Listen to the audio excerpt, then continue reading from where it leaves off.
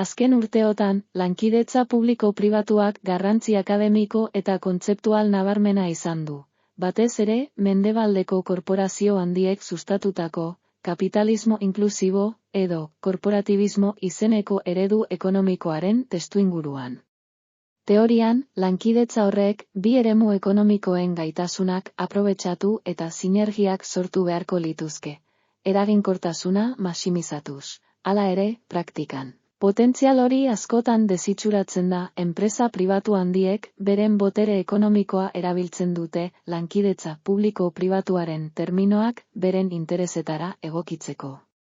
Horregatik, korporatibismoak edo kapitalismo inklusiboak estatuaren baliabideak enpresa handien alde bideratzeko tresna bihur daitezke.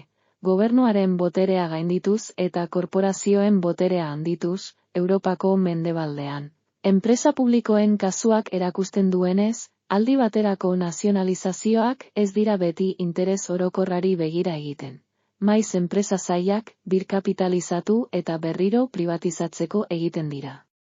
Antzeko arriskuak gertatzen dira lankidetza publiko-pribatuan.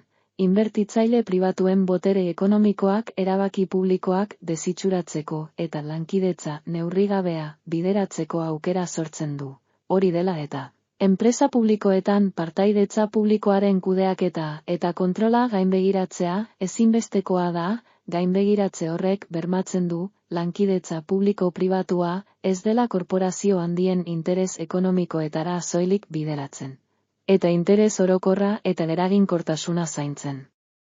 Dituela, laburbilduz, lankidetza publiko-pribatua aukera estrategiko garrantzitsua izan daiteke, baina beti arriskuak kontuan hartuta eta kudeaketa publikoa sendoa bermatuta, interes pribatuen gehiegikerien aurrean babesteko.